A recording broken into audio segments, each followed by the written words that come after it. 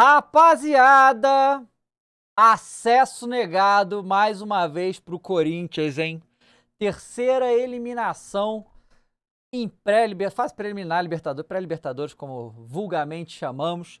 E o Mengão ganhou do Fluminense. Era o único time do Rico, o Felipe Luiz ainda não tinha ganhado. 2-1, sai na frente nessa final do Carioca, mas nada define aquele golzinho do Keno ali, na moral, tá? Me deu uma raiva que, meu Deus do céu. Mas vamos falar então também, porque eu estava, pra quem estava acompanhando, eu estava no Flow Esporte Clube, né? Eu estava acompanhando os dois jogos ao mesmo tempo, o Corinthians e o Flamengo. Vou falar primeiro do Corinthians, depois eu falo do Flamengo, tá? Bom, gente, o Corinthians tinha que fazer 3-0 pra levar pros pênaltis, né? Tomou 3-0 fora de casa no Equador. Sabia que era muito difícil fazer esse resultado e chegou perto, né? Isso que é muito doloroso pro torcedor corintiano, eu imagino, porque eu lembro de ter passado algo muito similar há anos atrás, quando foi o Flamengo na Libertadores, foi ao Uruguai visitar o Defensor, a gente tomou 3-0 do Defensor do Uruguai, e no Maracanã a gente faz 2-0 e não consegue levar pros pênaltis, né? É uma situação tenebrosa, porque você fica com a esperança de que dava. E no caso do Corinthians contra o Barcelona, realmente dava. Porque o Corinthians faz o gol, o Barcelona tem um jogador expulso, faz o segundo gol e tem tempo considerável para chegar no terceiro gol. O Ramon Dias, eu acho que ele fez o que ele tinha que fazer. Tem a hora que ele tira o Raniel, ele bota o Romero, depois ele bota o Thales Magno, ele bota todo mundo para tentar, porque o Barcelona realmente chegou a um ponto que abdicou de atacar. O Barcelona estava morto nesse jogo, fez o que deu para fazer para segurar e conseguiu segurar o resultado de estar na Libertadores. E o Corinthians não. Foi um jogo, assim, pro torcedor deve ter sido extremamente dramático. E é um jogo que você fica perguntando, porra, por que o Corinthians fora de casa não joga nada, mané? Não joga nada. É impressionante porque você viu nesse jogo o potencial técnico que esse time tem de atacar, de sufocar, de ir pra cima. Porra, não dá pra fazer isso sempre? Era pra dar. O que o Ramon Dias e o time do Corinthians tem que buscar é ter esse desempenho sempre.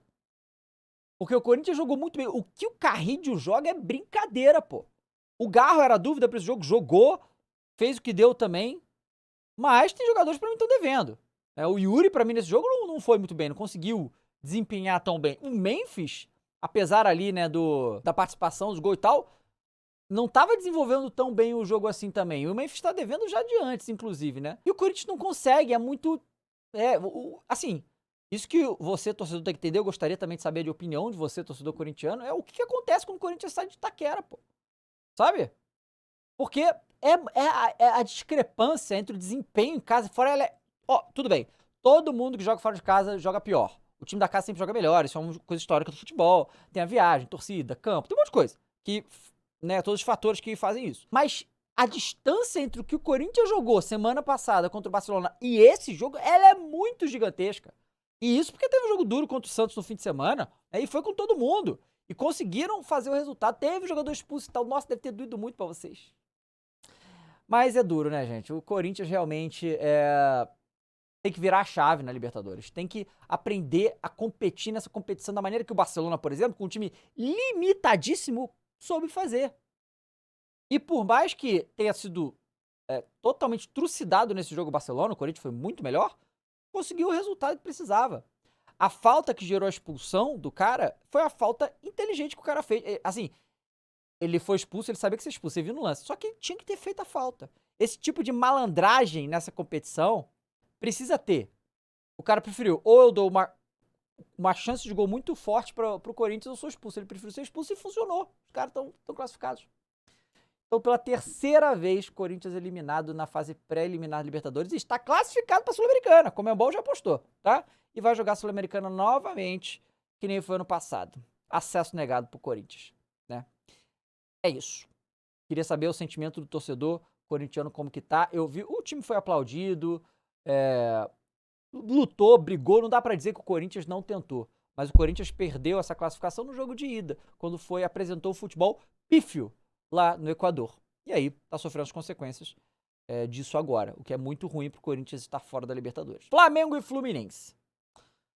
Fla-Flu, cara, foi muito interessante esse jogo, tá? Então, assim, já vou adiantar pra vocês, como eu estava vendo dois jogos ao mesmo tempo, eu estava no programa, então eu não tive 100% de atenção, tá? Mas eu tava assistindo boa parte do jogo, e eu achei que o jogo, cara, o Fluminense Ele definitivamente é uma pedra no sapato nos últimos anos. É o time que mais competiu com o Flamengo todos esses anos. É claro que ano passado teve o Botafogo, mas tirando o ano passado o Botafogo, o Fla-Flu tem sido uma constante muito forte. Né, o Flamengo tem a vantagem recente, é do Flamengo, mas tinha um momento que era do Fluminense e tal, então sempre é uma briga muito boa. E o Fluminense estava num momento crescente na temporada, porque tava muito mal, começou, nossa, horroroso. E foi melhorando, tava aí, sei lá, 9 jogos invicto, agora não mais, porque perdeu pro Flamengo, e um time muito mais acertado, muito mais acertado. Então o time queria dar trabalho pro Flamengo, mas, né, o Flamengo jogou muito bem esse jogo, conseguiu controlar boa parte do jogo, teve vários momentos que era controle total do Flamengo, só que não chegava com tantas finalizações. Assim, o Fábio fez umas 2 grandes defesas nesse jogo, tá? O Fábio, é impressionante que esse cara joga. É impressionante que o Fábio joga. Eu acho que é um dos maiores goleiros que o Campeonato Brasileiro já teve. Ele é muito foda, tá? E, de novo, mais uma vez, aos 44, 45 anos, sei lá, faz uma partida exuberante contra o Flamengo. Impressionante. Impressionante. E o Flamengo foi de 4-4-2, o Bruno Henrique lesionou, né? O Bruno Henrique estava sendo nosso atacante de referência. E ele não vai, nem teve nesse jogo, nem vai estar no próximo. E o Bruno Henrique faz muita falta, né? Porque ele estava encaixado na posição. Então foi utilizado o Luiz Araújo e o Plata. E apesar dos dois terem entregado muito bem, né? Você vê que é diferente. O meio de campo foi um meio de campo composto ali pelo Gerson Arrascaeta, o De La Cruz e o Pulgar, que eu acho que é o meio de campo que o Felipe Luiz quer utilizar. E realmente é um meio de campo extremamente técnico. É bizarro. Léo Ortiz fez ótima partida também. O Rossi me dá nervoso de vez em quando, cara. Nervoso. O gol que a gente toma, de cabeçada do Keno, o Rossi tá meio adiantado ali, não sei pra quê. Se ele tivesse parado onde ele já tá no gol, ele não pegava a bola na mão, assim, muito fácil. Mas tivemos um golaço aí do nosso Cafu 2, né? O Wesley, um chute de fora da área. O Wesley jogou muita bola.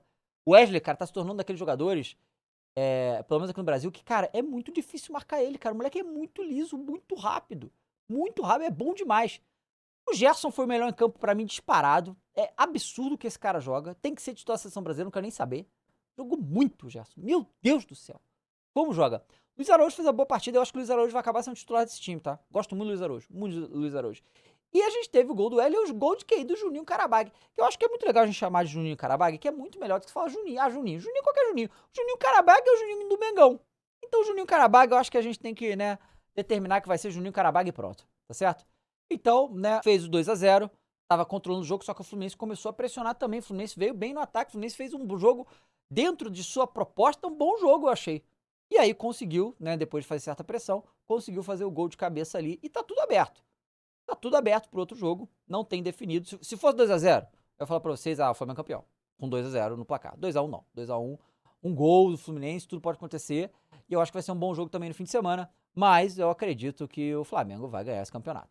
É pra coroar essa primeira, né, parte do ano com mais um título, né, que é um título menor de expressão. O estadual, sim, mas é um título também. E o Felipe Luiz quer ganhar tudo se a gente tá na final pra ganhar, certo? Então é isso, galera. Muito obrigado por me assistir. Não esqueça de se inscrever aqui no canal. Inscreva-se no canal e você torceu corintiano que apareceu aqui. Não me xingue. Se inscreve aí que eu falo de Corinthians também. Vou tentar... Eu falo de vários times aqui no caso. Claro que é mais Mengão, obviamente. Mas é isso. Obrigado, rapaziada. A gente se vê em breve. Tchau.